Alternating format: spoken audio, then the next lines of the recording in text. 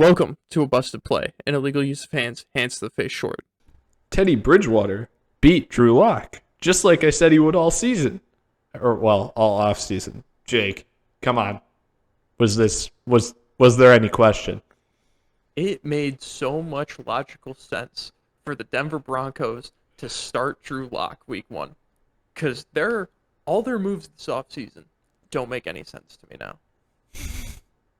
So I understand bringing in Teddy a little bit. Don't really understand bringing him. Well, if the whole plan was to make him the starter all along, sure. But if the plan was to make Teddy the starter all along, then Teddy's not going to be your franchise quarterback. But you still had that little ounce of faith that Drew Lock could do that in that quarterback company. He's young. He's shown some flashes. You still think that he could be the franchise quarterback. But if you were already on the outs with Drew Lock and you kind of knew that Teddy was going to be your guy, why wouldn't you just draft Justin Fields then?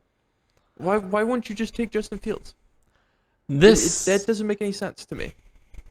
I agree with you, actually, but it's a management thing here, I think. The fact, I don't think the general managers, no matter how much they can talk to coaches, are always going to be on the same page with them. I knew that there was no way that Vic Fangio was gonna go I guess not no way, but I thought there was like a 95% chance that Vic Fangio would go with Teddy Bridgewater just because he's a vet that he can trust with the football more, and Vic Fangio likes his defense. Obviously, he's a defensive coach. With that being said, the new GM there in Denver, I feel like probably was looking at it from the perspective of, hey, we'll get Teddy to back up Drew Lock. That way, if he is playing poorly, we have somewhere to go because we still have a roster around him that's talented. We still have a roster around the quarterback position that's talented enough to make things happen this year.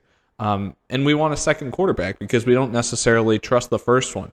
And for the GM, it's probably like, great, now they're starting the insurance policy. The insurance policy isn't supposed to be used until after the other one is proven that it can't get done. But the thing is the GM can only bring the players in. He can't say when they play because that's the coach's decision. And I'm not surprised to see Vic Fangio make this decision.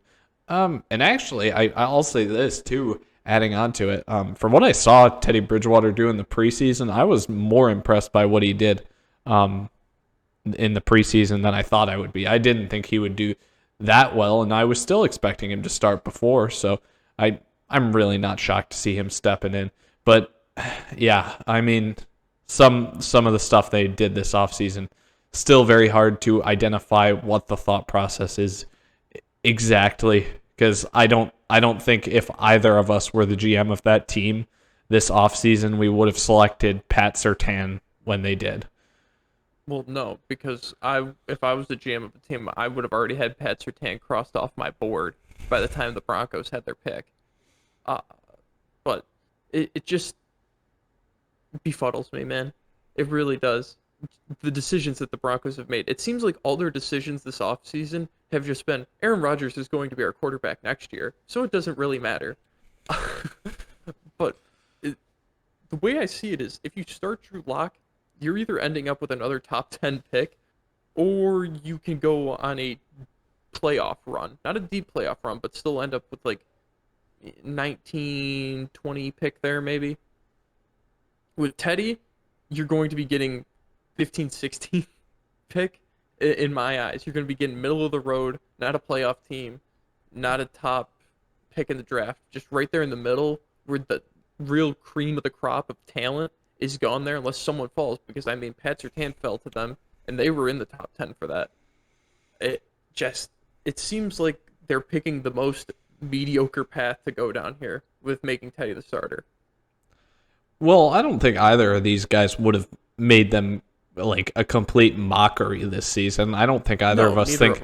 I don't think either of us really have expected them to be really good. I mean, just with how Teddy was playing in the preseason, though, if he plays that well in the regular season, I think they'll be a little better than I expected them to be before the season. But you're right. I still find that they'd probably.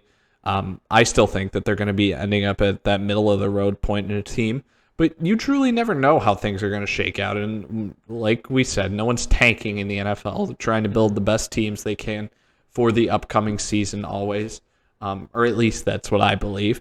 And with that being said, you never know when somebody like Mac Jones is going to make it halfway down the board. Pick number 15 is right there at 16. It doesn't take much ammo to move up one or two spots if they're sitting at 17, 18 even. We don't know how the quarterbacks are going to fall next year. We don't know who's going to end up where, and we don't even know. They could have something go horribly wrong and still end up with a high pick. Or they could find ways to package things and trade up to get a guy in the top 5 if they're too good.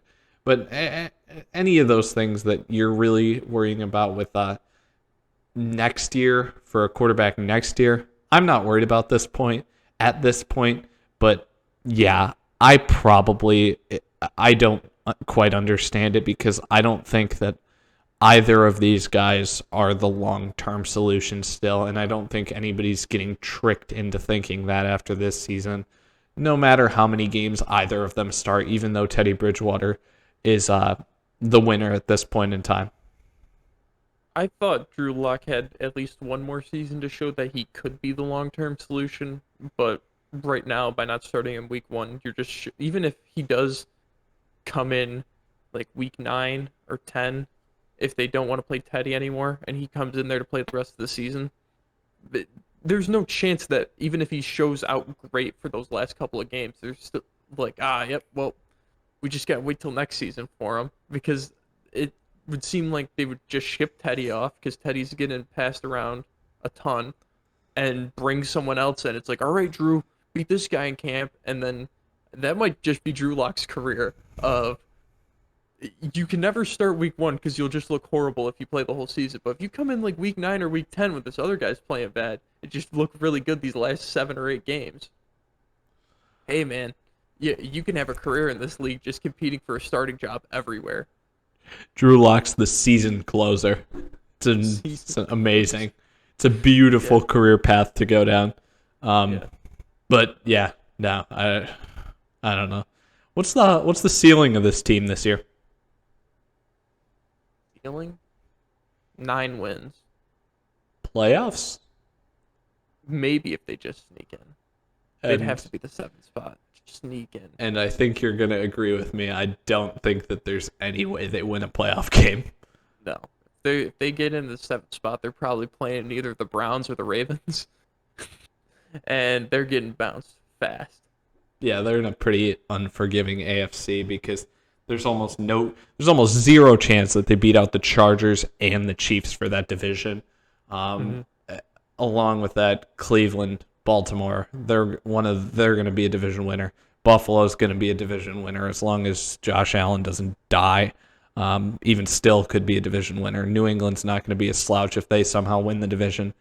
And Tennessee's going to easily run away with that division, which means they're traveling to one of those teams to play in the playoffs, and I don't see them going to any of those places to win, and not even close. I mean, I don't know. Ceiling for them is losing a playoff game. That's what we got. Yeah. All right. You all set? Yeah, I think we can cut this here.